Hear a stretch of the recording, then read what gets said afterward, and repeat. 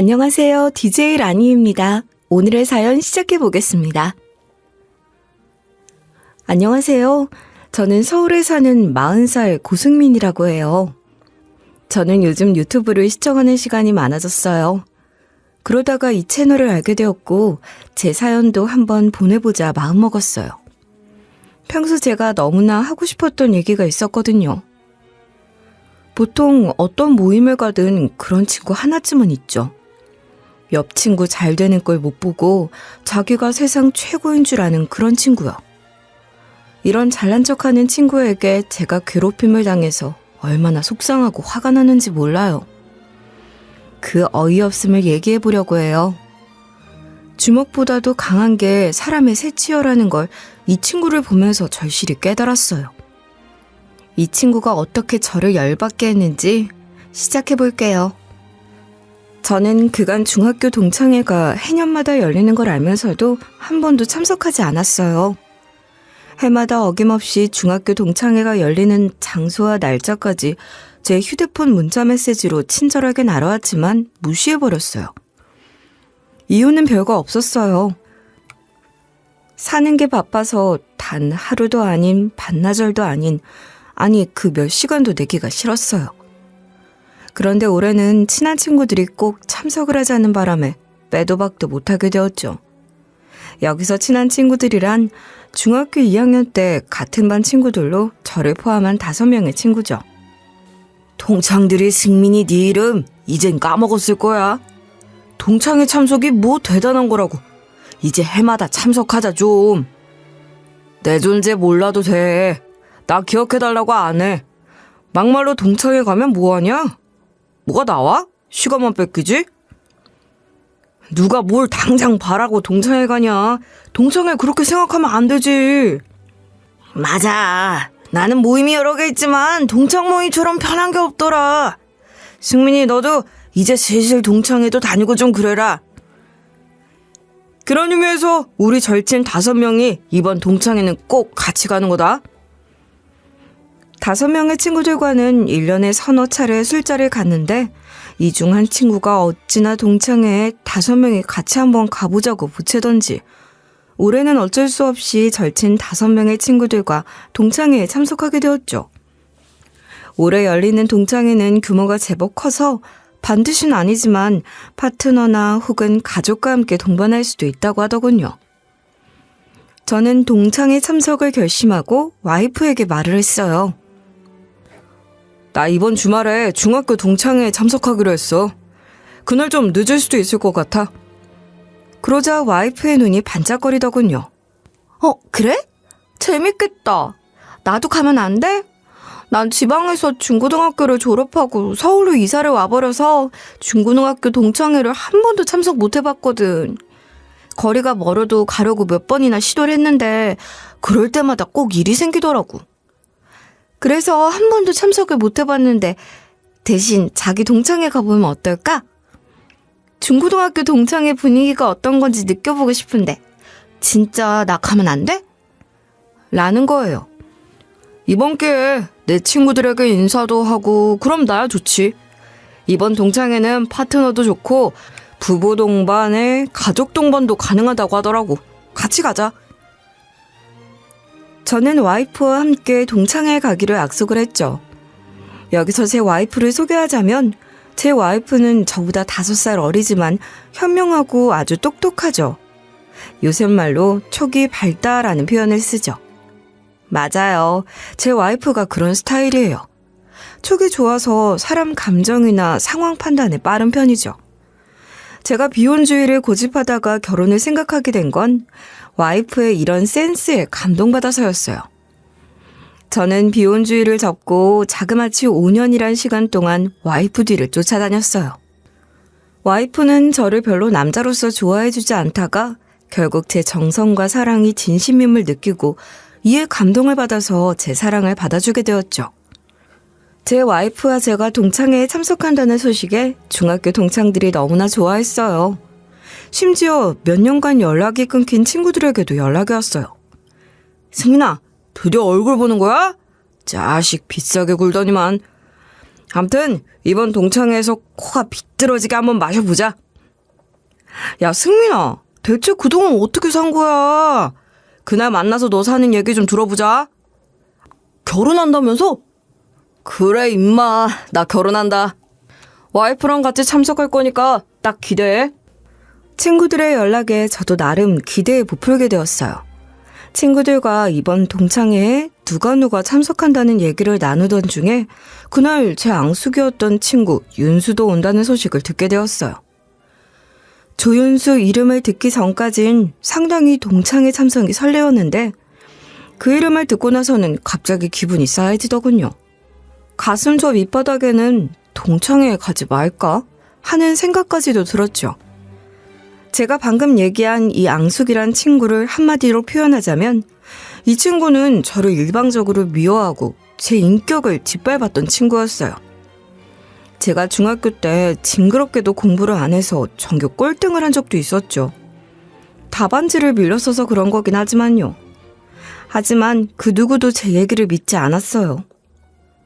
핑계대지 마! 답안지를 밀렸더라도 한두 개 정도는 맞지 않겠냐? 좋게 공부 안 했다고 해. 너 공부 안 하는 거 모르는 친구가 없어. 하지만 사실이에요. 만약 답안지를 밀려 쓰지 않았다면 그래도 40점을 받았을 거예요. 당시 저희 반이 학년주임 선생님 반이었는데 담임 선생님은 늘 저에게 그러셨어요. 그래도 주임반이 학년반 1등은 해야지. 내가 면이 서지 않겠냐? 담임 선생님이 그렇게 우리 반에 학년 1등반을 외치셨는데 저희 반은 학년 1등을 하지 못했죠. 제가 전교 꼴등을 하게 되자 담임 선생님께서 저에게 대놓고 그러시더군요. 야, 어떻게 사회를 빵점을 맞을 수가 있냐? 전교생 중에서 사회 빵점 맞은 놈은 너밖에 없어. 아니, 지금껏 내가 교사 생활을 하면서 사회 과목을 빵점 맞은 놈은 네가 처음이다. 사회가 빵점이니 등수가 나오겠냐? 전교 꼴등은 맡아놓은 거지. 그리고 우리 반이 학년에서 1등반이 되겠어? 담임 선생님께서는 몇 날 며칠 저만 보면 한심해 하시면서 전교 꼴등이라고 불러서 저는 고등학교를 졸업할 때까지 동창들에게 이름 대신에 전교 꼴등으로 불리게 되었죠. 그런 저에게 이상한 일이 일어났어요. 제 기억에 중학교 2학년 올라가서였을 거예요. 제가 삼촌을 따라서 극장에서 영화 한 편을 봤는데 그게 너무 재밌더라고요. 그래서 그 영화를 한 번 더 보러 극장에 갔을 뿐더러 그 영화에 등장한 상징뿐 아니라 영화 리뷰도 찾아보고 그 영화의 감독 인터뷰도 찾아보고 제작 과정과 시나리오도 찾아보려고 애를 썼어요. 그 영화의 장르가 공상과학 영화다 보니 영화에 나온 상징이 과학 지식과 관련된 부분도 많고 영화 감독도 이 영화를 제작하면서 참고한 과학 서적들을 인터뷰에서 언급했더라고요. 그래서 저는 그 영화 감독이 말한 과학 서적을 찾아봤는데 생각보다 과학이 재밌는 거예요. 과학책이 이렇게 재밌는 거라니 저는 감탄하지 않을 수 없었어요. 평소 공부란 걸 해보지 않은 제가 과학책을 읽으면서 공부를 하기 시작했죠. 그런데 참 웃긴 게 과학책만 죽어라 읽었는데 과학 점수가 늘 상위권을 유지하더군요.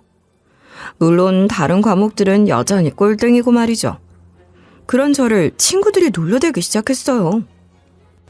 넌 다른 과목은 꼴등이면서 과학은 머리가 돌아가? 진짜 신기한 놈이야. 그리고 또 어떤 친구는 저에게 또라이 새끼, 질문다운 질문 좀 해. 어디서 말도 안 되는 소리를 하고 있어. 저는 친구들 말에 아랑곳하지 않았어요. 제가 제 자신이 신기하게도 과학 수업 시간이 너무나 재미있었어요.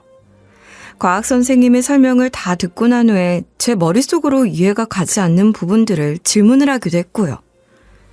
당시 과학 선생님께서는 그런 저를 전교 꼴등이라고 무시하지 않으시고 논리적이지도 않은 제 질문을 끝까지 들어주시고 나름 성의 있는 답변과 함께 질문을 하는 제 자세에 대해서 엄청 칭찬을 해주셨어요. 그렇게 과학 수업 시간마다 많은 질문을 던졌고 선생님은 답 대신 재차 저에게 질문을 해서 어느덧 선생님과 저는 1대1 토론을 하는 그런 관계가 돼버린 거예요. 그러다 저에게 아주 특별한 제안이 들어왔어요. 그때가 아마 11월 중순쯤이었던 걸로 기억해요.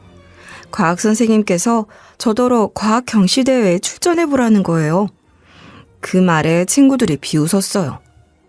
선생님, 승민이 전교 꼴등이에요. 전교 꼴등이 과학 경시대회에 나간다고요? 에이, 지나가는 개가 웃어요. 학교 망신이라고요. 친구들 말에 과학 선생님께서는 껄껄 웃으시더니 전교 꼴등은 과학 경시대회에 나가면 안 된대? 누가 그래? 정말 지나가는 개가 웃겠다. 이번 과학 경시대회는 정답을 맞히는 게 아니라 실험을 해보고 보고서 형태로 실험 과정과 결론을 유추하는 거야. 승민이는 충분히 할 수 있어. 과학 선생님인 나랑 1대1 토론도 하는 놈이 뭘 못하겠어? 안 그래? 과학 선생님은 그렇게 저의 사기를 올려주셨어요. 결국 저는 과학 선생님의 적극적인 추천으로 저희 학년에서 2명 출전하는 과학 경시대회를 나가게 되었죠. 가문의 영광이 아닐 수 없었어요. 저희 부모님은 제가 과학 경시대회에 나간다고 하자 처음엔 믿지 않았어요. 그러다 이게 사실이라는 걸 아시게 되자 동네방네 소문을 내고 다니셨죠. 제가 전 과목 모두를 다 잘하는 학생인 것 마냥 자랑을 해대시면서요. 그런데 저와 과학경시대회를 함께 나간 놈이 누구였냐면요. 우리 학교 전교 1등인 조윤수라는 친구였어요. 전교 1등인 이 자식은 저랑 중학교 1학년 때도 같은 반이었는데 저와는 말을 한마디도 안 해봤죠. 그 친구는 전교 1등이고 저는 전교 꼴등인데 극과 극인 그 친구와 제가 말을 섞을 일이 있겠어요? 학교에서 과학경시대회에 나갈 참가자 2명이 결정되던 날 저는 그 친구에게 갔어요. 그러고 물어봤죠. 이게 그 친구와 처음 나눈 말이었어요. 너랑 나랑 같이 과학경시대회 나가는데 넌 어떻게 준비하고 있냐? 난 처음이라서. 넌 전교 1등이니까 이런 대회 경험 많지. 나 좀 알려주라. 나 지금 발등에 불 떨어졌어. 학교 망신당할까 봐서. 라고 물었더니 이 자식이 제 얼굴에 콧방귀를 날리면서 저를 깔아 뭉개는 말을 날리더군요. 저리 꺼져 안 꺼져? 수준 떨어지게 전교 꼴등이 전교 1등한테 뭐라는 거야? 과학경시대회에 나간다고 해서 급이 같은 줄 알아? 과학경시대회에 나가기 전에 주제 파악부터 하시지? 라고 말하는 거예요. 이 친구의 말에 순간 저는 열이 팍 받아버렸어요. 친구들이 저를 전교 꼴등이라고 아무리 놀려도 아무런 자극이 없었는데 이 자식이 저를 전교 꼴등이라고 하는데 이유는 잘 모르겠지만 기분이 팍 상하는 거예요. 수치심이 느껴졌다고 할까요? 뭐? 수준이 떨어진다고? 네 수준은 얼마나 높길래 그래? 이 자식이 말을 함부로 내뱉네? 그래, 너 때문에 수준 떨어진다고 자식아. 니까짓 게 뭔데? 과학경시대회를 나간다고 나대는데 전교 꼴등 주제가. 야, 과학경시대회가 무슨 전학년이 다 보는 중간고사인 줄 알아? 내가 참 어이가 없다. 너야말로 어디 가서 함부로 나랑 같이 과학경시대회 나간단 말 하지 마. 정말 격 떨어져서 못 살겠네. 라는 겁니다. 정말 어이가 없어서 미쳐버리겠더군요. 순간 이 자식에게 지고 싶지 않았어요. 그 친구와 처음 나누는 대화인데 저를 이렇게나 깔아뭉개다니. 이 친구에게 제가 적고 들어가면 학년 내내 저를 무시할 것 같은 생각이 들었어요. 그래서 저는 너야말로 참 웃긴다. 난 과학 선생님이 추천했어. 넌 네가 과학경시대회에 나간다고 손들었고 너야말로 주제 파악하셔. 뭐? 과학이 영어 단어처럼 달달달달 외우면 되는 줄 아냐? 주제 파악은 네가 해야 하는 거 아니야? 아, 참.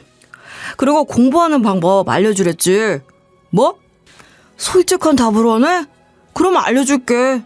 너는 방법을 알려줘도 어차피 공부 안 해. 가장 좋은 방법은 시험장에 안 나타나면 되는 거. 등신 새끼. 아참, 경시대회 출전이 네 인생의 처음이라서 포기할 마음은 없지? 네 주제에 언제 대회를 나가보겠어? 그저 입상은 고사하고 출전하는 것만으로도 감지덕지지? 이런 말을 듣는데 저도 모르게 그만 불끈진 주먹이 반사적으로 올라가 버렸어요. 상황을 보고 있던 주변 친구들이 말려서 큰 싸움으론 번지지 않았지. 만약 친구들이 없었더라면 그날 이 친구와 저는 얼굴에 피가 터지도록 치고받고 했을 거예요. 그날 이후로 저는 이 자식 뒤통수만 봐도 주먹이 불끈 쥐어지는 거예요. 그리고 괜한 오기가 생기더군요. 저 자식을 이겨야겠다고요. 그래서 마음속으로 결심했어요. 두고 봐라. 내가 이번 경시대회에서 꼭 입상해서 네 높은 굴을 납작하게 해주마. 하고요. 드디어 과학경시대회 날이 되었어요. 아침 일찍 시험 장소에 도착했더니 재수없는 이 자식이 먼저 와 있더군요. 저는 이 자식을 보고도 아는 척하지 않았어요. 그런데 이 자식이 저를 보자마자 콧방귀를 날리면서 하는 말이 정말 우리 학교 수준 떨어진다.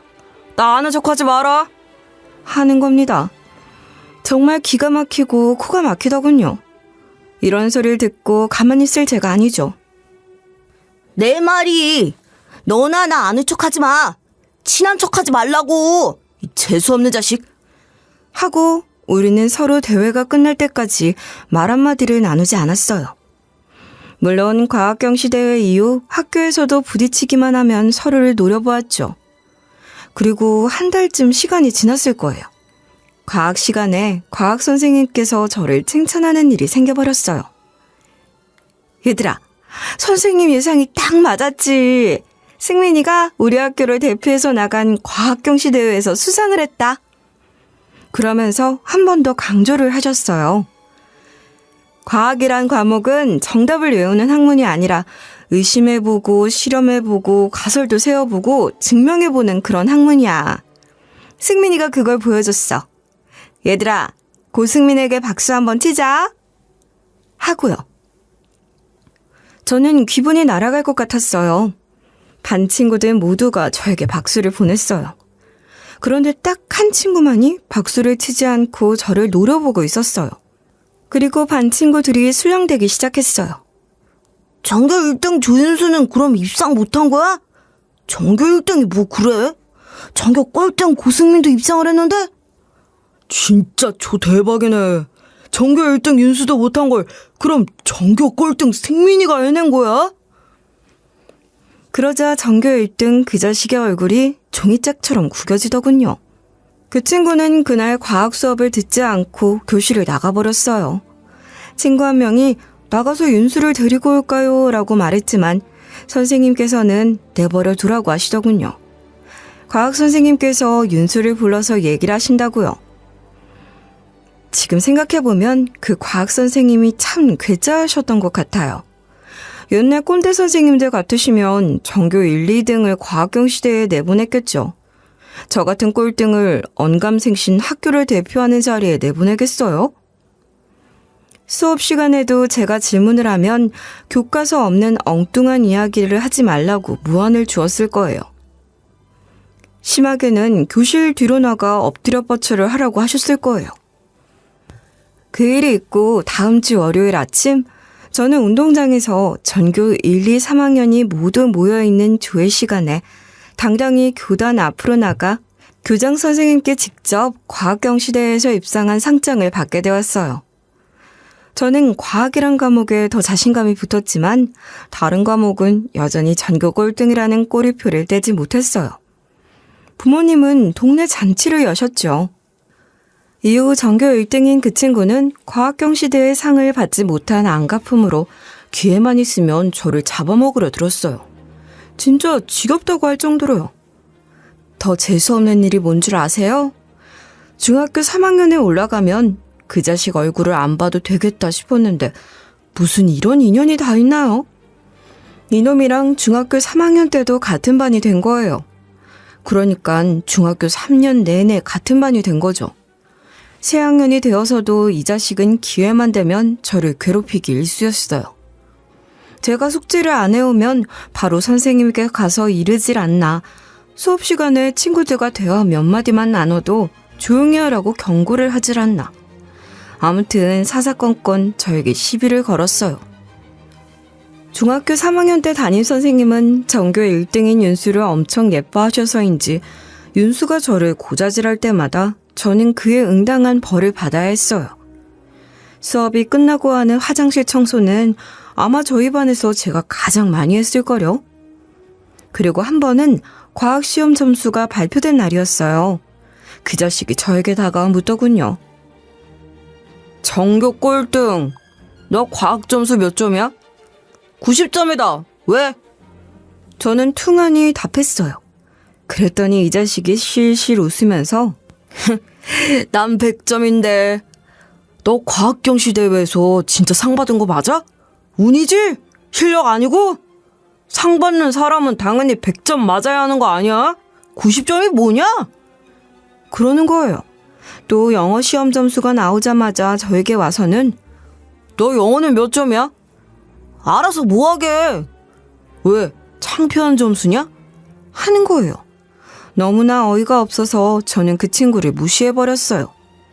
묻는 말을 대꾸하지 않았어요. 그랬더니 그 자식이 하는 말이 아 맞다. 전교 꼴등 너 과학만 잘한댔지. 영어는 절반 이상은 맞은 거야? 몇 점인데? 뭐 이런 식으로 사사건건 저를 붙잡고 늘어졌어요. 그러다 이 친구와의 엄청난 갈등이 시작된 사건이 생기고 말았어요. 그날은 체육 시간이었어요. 저는 친구들과 어울려 한참 축구를 하고 있었죠. 제가 과학 다음으로 좋아하는 과목은 체육이고 그 중에서도 축구하는 시간이 가장 좋았죠. 그놈은 체육 시간에도 체육은 하지 않고 늘 스탠드에 앉아서 책을 읽던 놈이죠. 그런데 하필 제가 찬 공이 그놈 머리에 맞아버린 거예요. 어떠한 의도도 없었고 하늘의 맹세코 그야말로 우연이었어요. 저는 그놈에게 가서 사과를 했어요. 미안해. 공이 하필 그쪽으로 날아가 버렸네?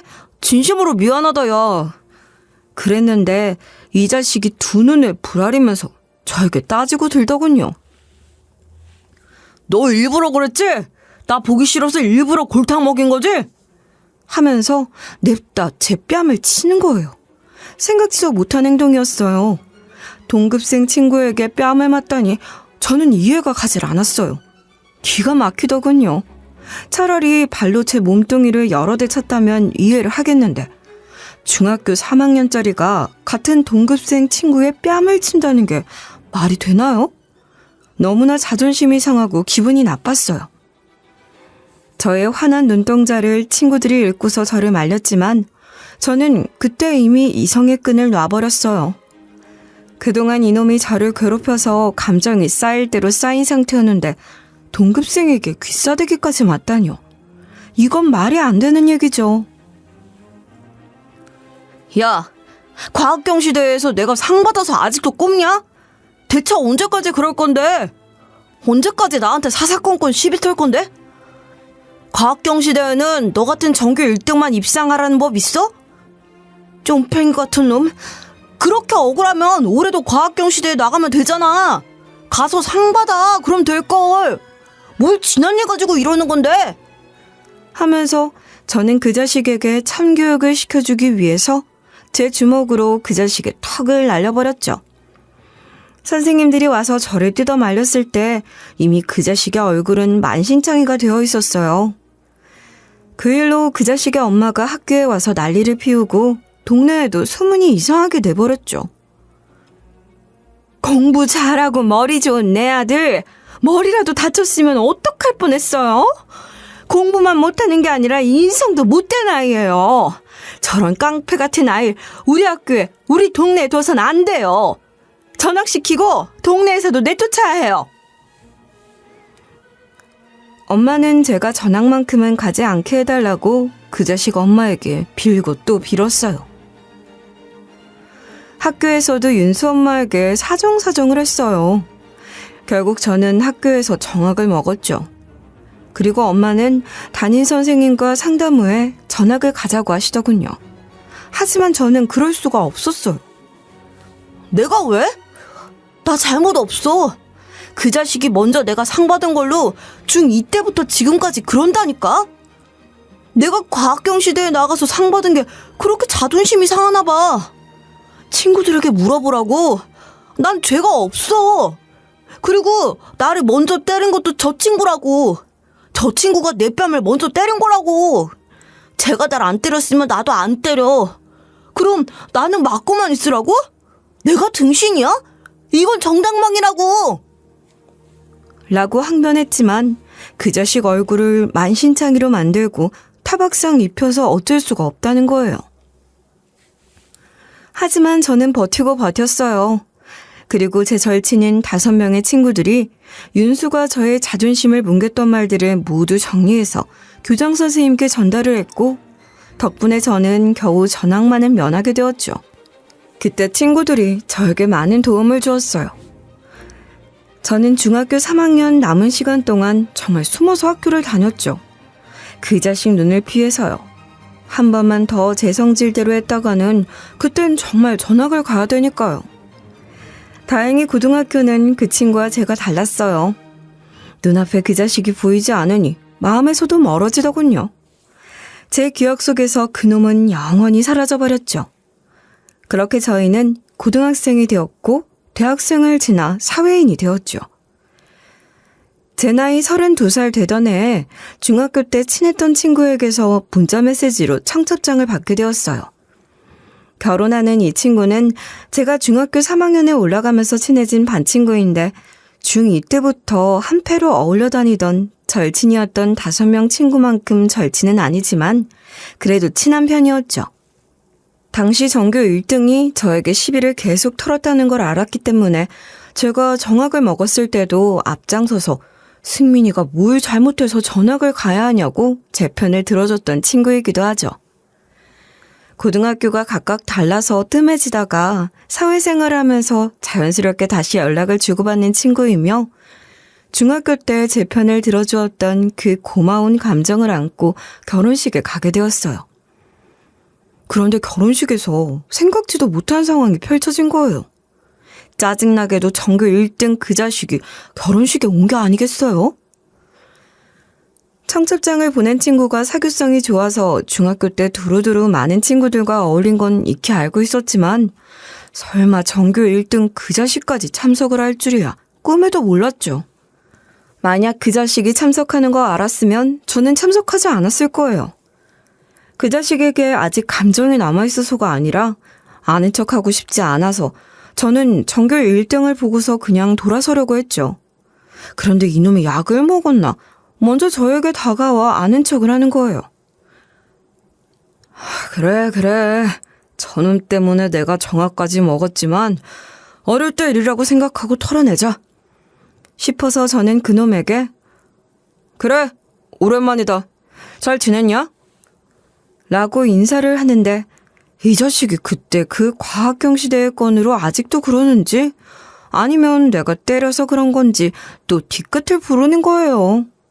저에게 한 첫 마디가 글쎄 뭔 줄 아세요? 너 대학 어디 갔냐? 저에게 던진 첫 질문이 정말 기가 차지도 않더군요. 저는 응대할 가치가 없어서 그냥 돌아서려고 했죠. 그랬더니 이 자식이 왜? 말하기 창피하냐? 그렇게 창피한 대학이야? 아님 고졸인 거야? 라고 깐죽대는 거예요. 그냥 가려다가 아니 너도 알다시피 나 과학 말고는 관심 있는 과목이 없었잖아. 그러니 성적이 나왔겠냐? 좋은 대학 나왔겠냐고. 네 마음대로 생각해. 하고 돌아서 가려는데 이 자식이 알아. 그니까 어느 대학이냐고. 말해봐. 저는 얼른 내가 졸업한 대학을 말하고 피해버리려고 했죠. 그런데 제 모교 대학을 듣자마자 이 자식이 깔깔깔 박장대소를 하고 웃으면서 우리나라에 그런 대학이 있어? 그 대학이 어디 붙어있는데? 어디 그 시골이야? 라고 말하는 거예요. 그놈 웃음소리가 얼마나 컸던지 주변의 친구들이 하나둘 모여들기 시작했어요. 그 자식이 하는 짓이 너무나 한심스러워서 한마디 했죠. 그만해라. 아직도 유치아가 중학교 때 일로 이러냐? 그때 과학경시대회 상장 너 주랴? 그만 좀 해. 남자 새끼 뒤끝이 왜 이렇게 길어? 그러자 옆에 친구가 한마디 거들어주더군요. 맞아. 저 자식 정말 찰거머리 같은 자식이야. 야야, 지금부터 저놈 말 무시해. 정말 지겹지도 않냐? 나이를 대체 어디로 처먹은 거야? 맞아. 나이값 못하는 자식 무시하고 안 들은 걸로 하자고. 저쪽으로 가자. 하고 친구들은 다른 쪽으로 이동하자고 하더군요. 여려 어찌나 봤던지 억누르려는데 한참이 걸리더군요. 오늘 친구 결혼식만 아니면 한 대 쥐업해버리고 싶었는데 오늘은 친구의 결혼식 날인데 소리내는 것도 예의가 아닌 것 같아서 참았죠. 그렇게 그 자식은 없고 저를 포함한 5명의 친구들이 한자리에 있었어요. 그중 한 친구가 그러더군요. 근데 저 자식 말이야, 윤수는 어디 대학 나왔냐?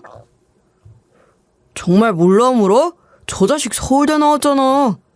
저놈은 서울대 나온 게 제일 자랑인 놈이야. 저놈 중학교 때도 전교 1등 한 번을 안 놓치더니만 기어코 서울대 가더라. 맞아. 기어코 사수에서 서울대 들어간 의지의 한국인이야. 서울대가 뭔지 서울대 타이틀 얻으려고 사수 끝에 점수 제일 낮은 과에 들어갔다지 아마? 그래서 졸업이 늦어지면서 동기들은 사회에서 다 자리 잡았는데 저만 아직 취업 준비생인 거야. 라고 하더군요.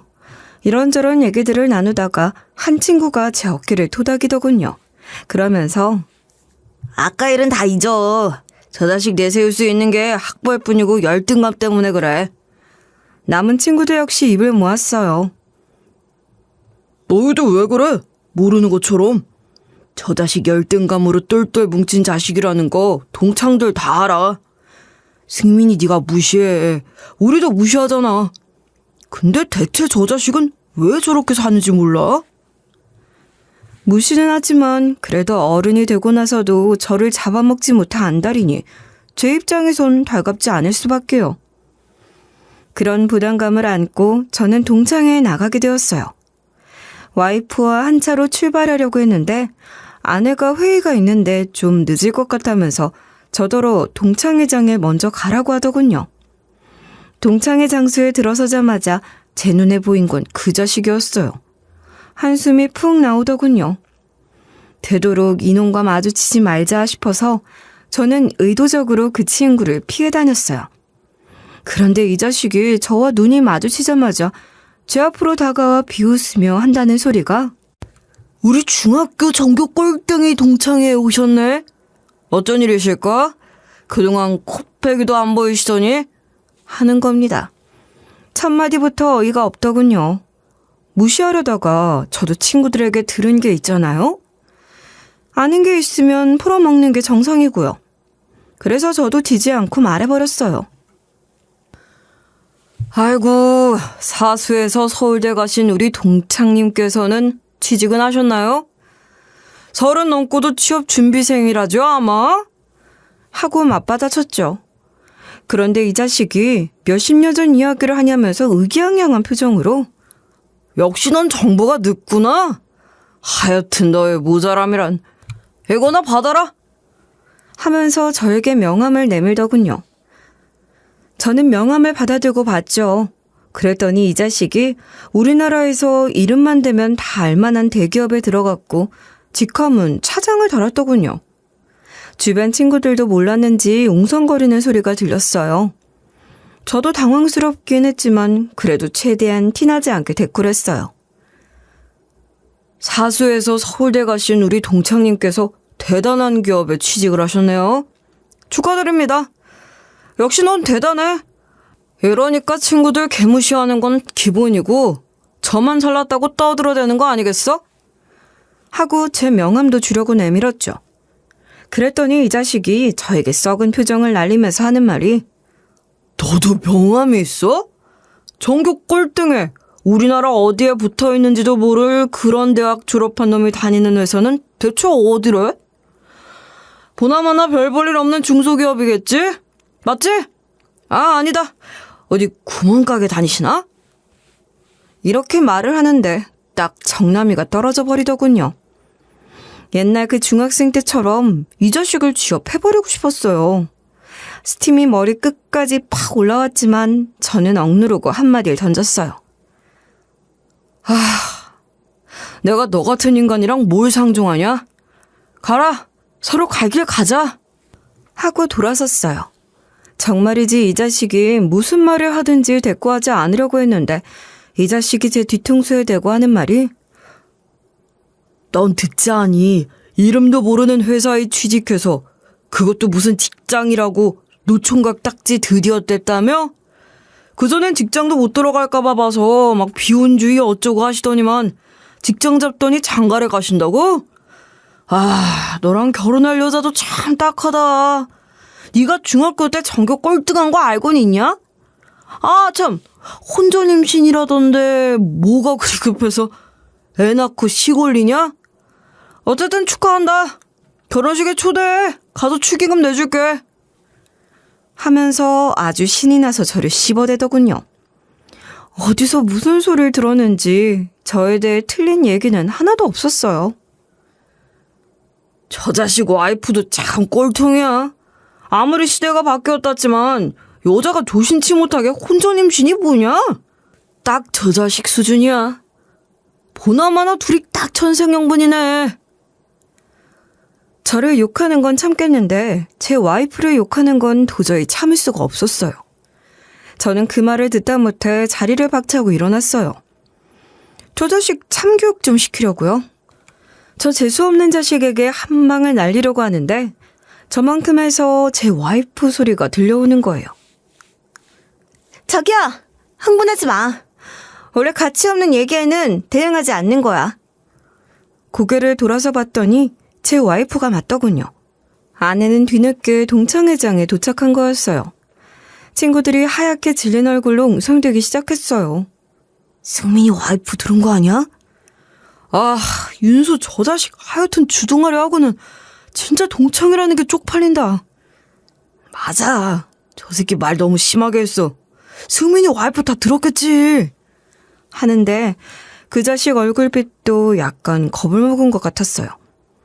저를 욕하는 건 괜찮아도 제 와이프까지 욕하는 건 좀 아니라는 건 아는 모양이었어요.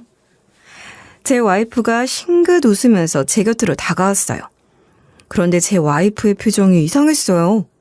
저는 제 와이프의 표정을 읽을 수 있죠. 와이프가 저 표정을 짓는다는 건 완전 화가 났다는 시그널이죠. 제 와이프는 진짜 화가 났을 때 표정에 화가 나는 게 아니라 미소가 가득하거든요. 저는 와이프의 그런 표정에 긴장해버렸어요. 와이프의 성격을 잘 알기 때문에 이 일을 어떻게 해결해야 하나 앞이 캄캄해졌어요. 그런데 와이프는 제 예상과는 달리 제 친구들 앞에서 나긋나긋한 목소리로 한 명 한 명에게 인사를 하기 시작했어요. 안녕하세요. 고승민 씨 와이프예요. 동창분들 얘기 많이 들었어요. 하면서 자신의 명함까지 돌리는 게 아니겠어요? 그런데 이상하게도 전교 1등 그 자식은 제 와이프가 등장하자마자 먼 산을 바라보는 척하면서 제 와이프와 대면을 하려고 하지 않는 거예요. 제 아내가 전교 1등 그 자식에게 다가갔어요. 그러면서 하는 말이 조윤수 씨? 의외의 장소에서 만나니까 더 반갑네요. 우린 구면이니까 제 명함 따로 드릴 필요 없죠? 라고 하는 거예요. 주변의 모든 친구들의 눈이 동그래졌어요. 저도 당연히 놀란 토끼 눈이 되었죠. 대체 와이프와 이 자식이 구면이라는 게 무슨 말일까요? 저는 머릿속으로 와이프와 이 자식의 접점을 찾느라 머리를 한참 굴렸어요. 그 사이 제 와이프는 제 동창들 앞에서 이렇게 말했어요. 조윤수 씨? 그 대기업 명함 진짜예요? 거짓 명함 만들어서 뿌리고 다니면 처벌받는다는 거 혹시 모르는 건 아니시죠? 중학교 3학년 내내 전교 1등의 서울대학교 출신이라면 그 정도는 상식으로 아실 텐데요? 제 와이프의 말에 전교 1등의 얼굴이 벌갰더군요. 그 자식은 한마디도 하지 못하고 몸둘 바를 몰라서 어디 쥐구멍을 찾는 듯 보였어요. 순간 주변에 있는 동창들이 수군대기 시작했어요. 뭐라고? 윤수 명함이 가짜라고? 이게 무슨 말이야? 우리 속인 거라고? 아이 설마 아닐 거야. 아이 맞다. 이 회사에 대학 선배가 재직 중인데 지금 전화해볼까? 좋은 방법이네. 지금 바로 해봐. 그랬더니 이 자식이 아니야. 야 전화하지 마. 아니라고. 이 자식 뭐야? 뭐가 아니라는 거야? 전화를 왜 하지 말라는 거야? 이런저런 말들이 오고 가는 사이에 와이프가 말을 이어갔어요. 제가 다 말할게요. 선배한테 확인 전화 안 하셔도 돼요. 전교 1등 씨가 저희 학원을 상담을 받으러 오셨거든요. 도저히 이런 구린 중소기업엔 다니지 못하겠다고요. 자기는 대기업에 있어야 할 사람이고 대기업에 있는 게 맞는데 이직이 어렵다고요. 그래서 도와달라며 우리 회사로 바로 일주일 전에 상담받으러 오셨는데 벌써 그제 취직을 해서 명함까지 나왔다고요? 말도 안 되죠. 어느 회사가 직원을 번갯불에 콩 구워 먹듯 뽑겠어요? 말이 안 되죠. 하지만 조윤수 씨가 맞다고 우기면 정말 신기한 거죠. 조윤수 씨가 친구들에게 돌린 명함에 찍혀있는 회사가 모든 걸 일사천리, 속전속결로 처리하는 회사가 있는 거고요. 와이프의 말에 저도 동창들도 경악한 표정으로 전교 1등을 쳐다보았어요. 이 자리에 있던 사람들의 시선이 자신에게로 쏠렸어요. 이 자식은 무슨 변명을 하려는지 이리저리 머리를 굴리는 것 같았어요. 저는 그 자식 앞으로 당당히 걸어갔어요. 야, 조윤수, 네 입으로 해명해야 되는 거 아니야? 평소대로 해봐. 전교 1등에 서울대 졸업에 대기업 들어갔다고? 왜 말을 못하는데? 왜 그렇게 있어? 너답지 않게. 그 자식이 아무 말도 하지 않았어요. 말을 해봐. 왜 그 잘난 입으로 말을 못해? 결국 그 자식은 한마디도 하지 못하고 고개를 푹 숙이고는 걸음아 나 살려라 하듯 잽싸게 문 쪽으로 쌩 달려가 버리더군요. 저는 그 자식 뒤통수에 대고 이 자식아! 사과하고 가야지! 나 괴롭힌 건 미안하다고 해야지! 도망치듯 내빼는 저 자식의 뒷모습을 보는데 화도 나고 안타깝기도 하고 여러 감정들이 스치고 지나가더군요. 그러다 정신을 차려보니 친구들이 하는 말들이 제 귀에 들려왔어요. 조윤수 저 자식 거짓말인가 보네. 어떻게 하다 이런 거짓말을 하냐? 이 명함이 거짓이라고? 아 이거 대박인데? 이런 짓 하다가 감옥 가지. 저 자식은 예나 지금이나 왜 저러고 사냐. 전교 1등이 뭐 대단한 벼슬이라고. 암튼 불쌍한 새끼야. 가만히 있으면 친구들이 공부 잘하는 서울대생 졸업생이라고 대접해 줄 텐데 하여튼 입으로 다 까먹는다. 동창의 친구들은 기가 찬 표정으로 그 자식이 내빼는 쪽을 한참 동안 쳐다보고 있었죠. 또 친구 몇몇은 그 자식에게 받아든 명함을 허탈하게 바라보다가 휴지통에 던져버리고요.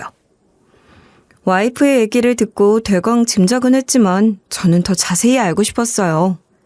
그래서 와이프에게 좀 더 자세하게 설명을 해달라고 요구했죠.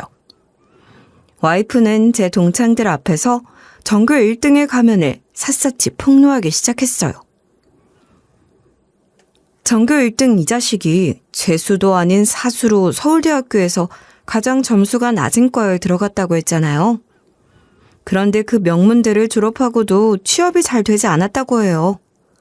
처음엔 서울대 졸업생이라고 해서 눈높이를 낮추지 않고 버텼대요. 대기업만 들어가려고요.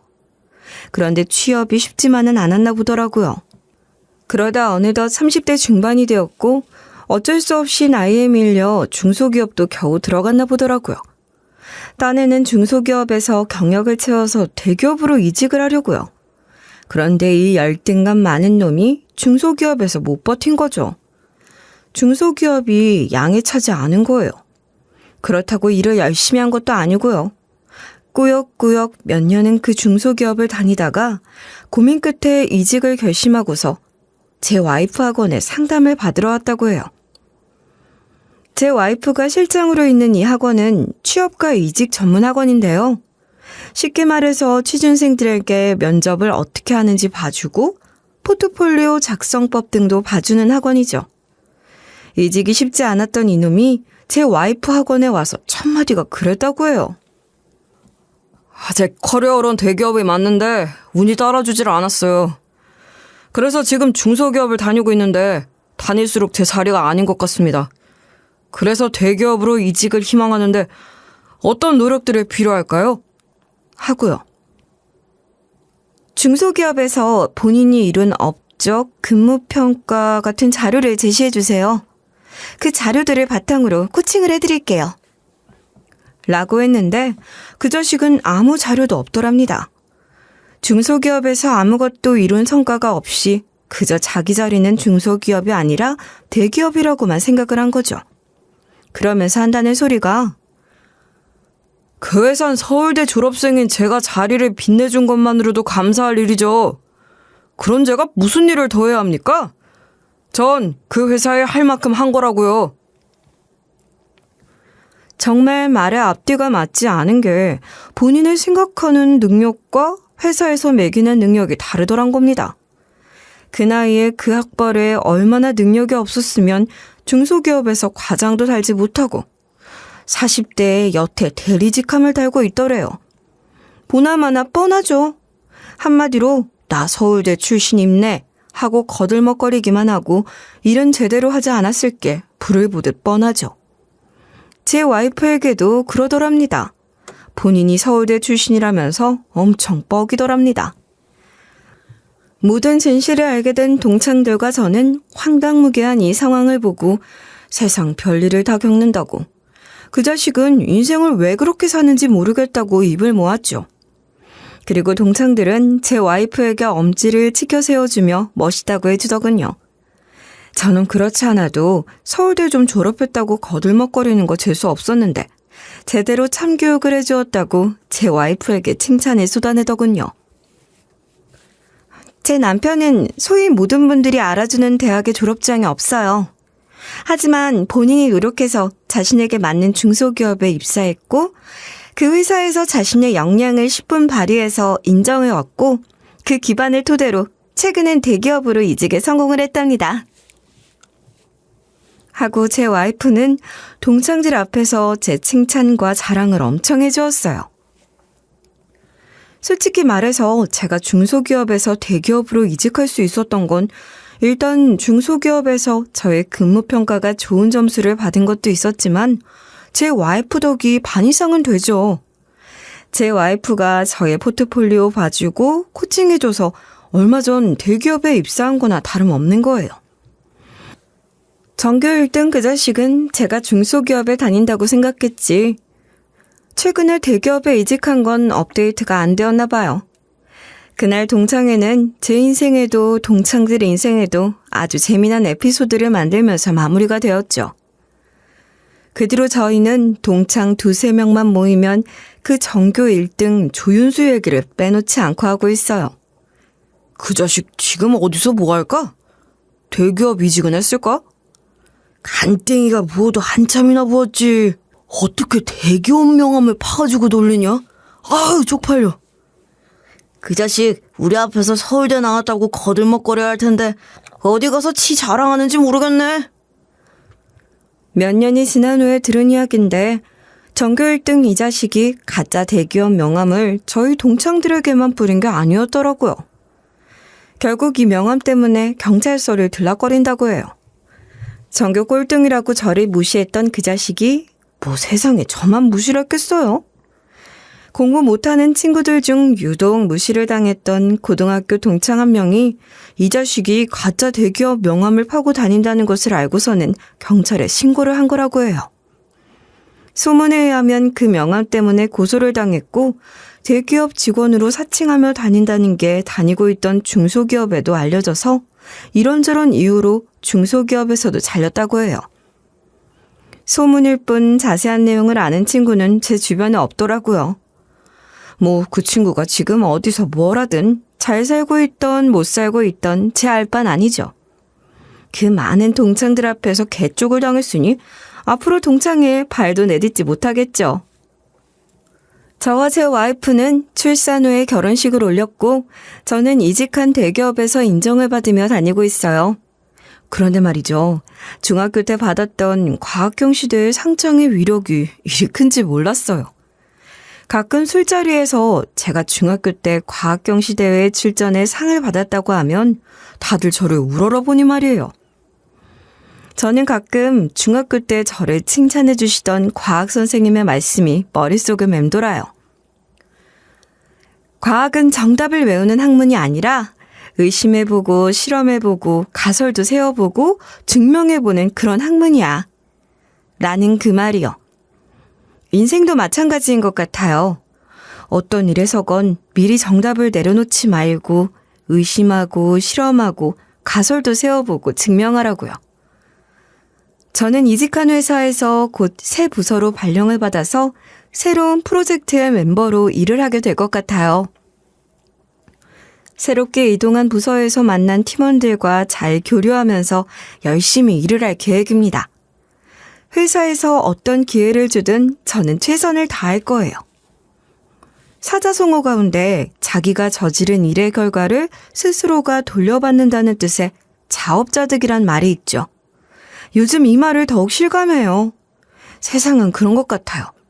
뿌린 만큼 거두고 자신이 저지른 일은 꼭 그만한 대가가 따른다고요. 애초에 나쁜 씨앗은 뿌리지 않는 게 바람직하겠죠. 제 이야기를 들어주신 여러분 모두 제 미래를 응원해 주시면 정말 감사하겠습니다. 끝까지 제 사연에 귀 기울여 주신 여러분 감사드립니다. 안녕히 계세요.